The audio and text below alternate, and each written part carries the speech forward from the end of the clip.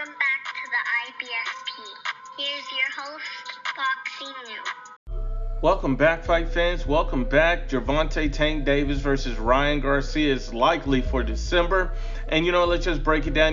We get this from Ryan Garcia's own father, and he states, he's expecting the Ryan Garcia versus Gervonta Tank Davis fight in December. And this is his exact quote. He said, I think the fight between Ryan and Tank is going to happen in December. It's going to happen this year. Yeah, this is what we're already planning, and everybody has agreed to it. So that means, Tank Davis' side has agreed to it. That means Ryan Garcia's side has agreed to it. And so it looks like that everybody's in unison that they want this fight, and it's going to happen by the end of the year 2020. So it makes a lot of sense. And a lot of people, are writing off Ryan Garcia, counting him out, pumping up and hyping up Gervonta Tank Davis. But let's just be honest and unbiased about it. Gervonta Tank Davis is not an elite fighter. Let's be honest and unbiased. And these guys aren't even fighting the same type of fights to prepare them for better opposition. The fact that Tank Davis is being protected is going to cost him at some point. Look at it like this. Ryan Garcia's next potential fight is going to be against a guy like Jorge Linares. Now, Jorge Linares has, he's a guy who took Vasil Lomachenko, dropped him, and gave him a pretty good fight before he lost. So you give Jorge Linares that credit. You also look at Jorge Linares, as not only being a former world champion, but Jorge Linares has already beaten another top guy in the same division in a Luke Cool Hand Campbell. He's already beaten Anthony Crolla. So his resume looks a lot like Vasil Lomachenko's in that regard. So, this is going to be a great fight. And, for Ryan Garcia to test out his boxing skill, his acumen, even his chin. So this is going to be a good fight for Ryan Garcia. This fight makes a lot of sense. And skill-wise, it is going to prepare him for more difficult opponents and guys like Tank Davis. Now, when you look at a guy like Tank Davis, who is he looking to fight next? He's looking to pull a guy from 126 to bring him to 135. Leo Santa Cruz moved up to 135, didn't look impressive. He really belongs at 126, and even at 126, Leo Santa Cruz didn't look impressive there. He throws a lot of punches, and he throws punches and bunches. So at 126, he's a very good fighter.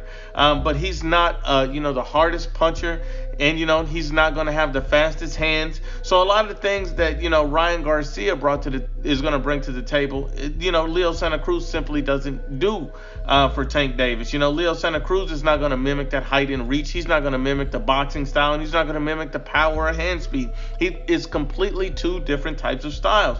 Leo Santa Cruz is a quality fighter, but at the end of the day, he ducked Gary Russell for a reason, because he doesn't want to fight a guy with a certain type of style. Leo Santa Cruz is just not looking for that. He fought a Miguel Flores, and when he fought Miguel Flores moving up in weight, this is a guy who had already been stopped twice, and Leo Santa Cruz simply couldn't do it. So facing a guy that doesn't have power, facing a guy, who's moving up in weight, facing a guy who has a completely come forward style is completely different from Ryan Garcia, and it's going to cost Tank Davis in their fight. And not only that, Tank Davis is also not very disciplined.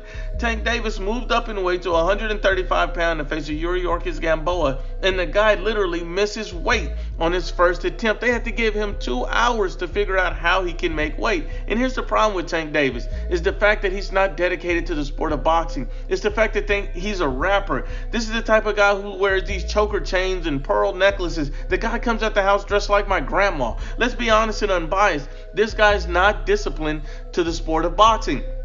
Any disciplined fighter is going to be on weight every time. You don't need second weigh-ins. You are focused about your craft. And let's not forget, Gervonta Tank Davis lost the belt before due to the scales. So we got to be honest and unbiased. This guy has problems controlling his weight. This guy has problems with discipline. This guy has problems with focus. So all of these things are going to be an accumulation of why Tank Davis will be the next to be exposed by Ryan Garcia. And look at it like this.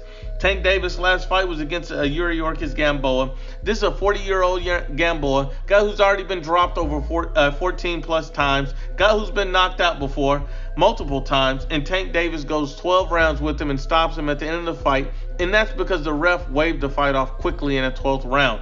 At the end of the day, if we're being honest and unbiased, Tank Davis, you should have got a guy out of the ring with a torn Achilles much sooner than 12 rounds. It should not have taken you 12 rounds to do this. You should have gotten him out within the first 6. This guy tore his Achilles in the second round. The fact that Tank Davis, didn't have the boxing IQ, ability, and, he wasn't even in the best of shape because he's not disciplined enough to be that focused. So, you got to be honest and unbiased. The guy looked gassed and winded at time. He's easy to hit. And, that is going to be a major problem against a guy like Ryan Garcia. A lot of people write off Ryan Garcia. But even Ryan Garcia's dad has stated, we're going to box Tank Davis. And, that's going to be his ultimate best game plan. Think about it, Ryan Garcia has extremely fast hands. Not only that, he's a better boxer, and he's going to have natural attributes that are on his side. Height and reach. You see Ryan Garcia stands at 5'10 with a 70-inch reach, while Tank Davis is 5'5.5 with a 67.5-inch reach. So that's a massive difference. A massive difference. So you see that this is going to be a major problem for Tank Davis. He's going to have to deal with height. He's going to have to deal with reach. He's going to have to deal with fast hands. He's going to have to deal with power. These are all things that he have not been having to deal with in a total package. His last fight against Gamboa was an old shot chinny fighter who doesn't have a height or a reach. Tank Davis had the clear-cut advantages in that fight. His next fight is going to be against a guy, who's not going to have a massive height and reach like, Ryan Garcia, and who's not going to have a power or hand speed to contend with. It's simply going to be pressure. And pressure busts pipes, because at the end of the day, Tank Davis, it's not going to be a hard fight for Tank. This is a come-forward style fighter who's going to walk right to Tank Davis. Tank Davis is going to be at his weight class where he feels the most comfortable, at least for now. So, all of the advantages are in Tank's favor. What happened when he faces a guy and he no longer has those advantages? Tank Davis will be the next to be exposed. After Deontay Wilder, he is the next to be exposed. And it's simply put because you can't come into a fight not prepared and not having the ability to box the way you need to. But once again, unbiased as always, it's the IBFP.